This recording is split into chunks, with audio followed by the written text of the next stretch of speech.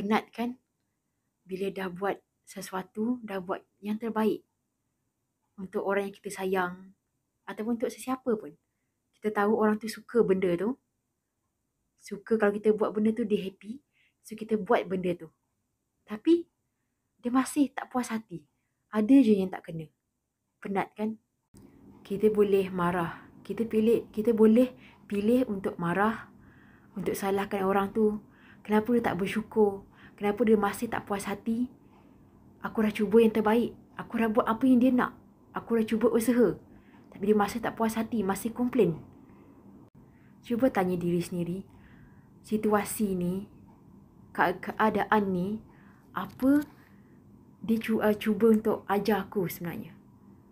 Dia mesti ada cuba nak ajar aku sesuatu yang aku tak buat. Sebab tu jadi macam ni. Sebab tu aku sakitkan diri aku. Nampak macam orang tu yang tak puas hati, komplain, sakitkan kita. Tapi sebenarnya, kita teruskan buat benda ni, dia sakitkan diri sendiri sebenarnya. Bagus. Kita pilih untuk bahagiakan orang tu. Buat apa orang tu nak.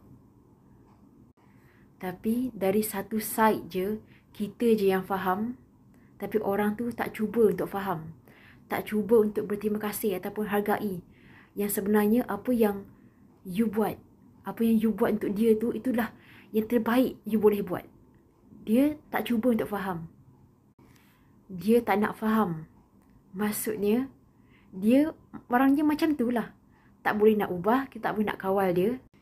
Jangan disebabkan orang macam ni, terus you lupa harga diri sendiri.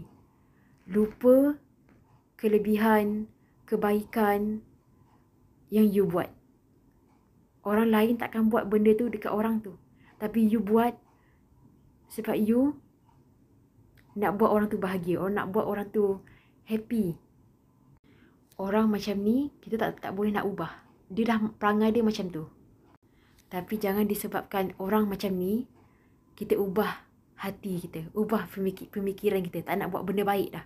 Tak nak tolong orang. Tak nak mudahkan urusan orang. Tak nak buat benda baik. Jangan disebabkan orang ni, kita ubah pendirian kita. Ada benda kita boleh belajar dari situasi tu. Cuba lepas tu buat benda baik dekat orang yang betul.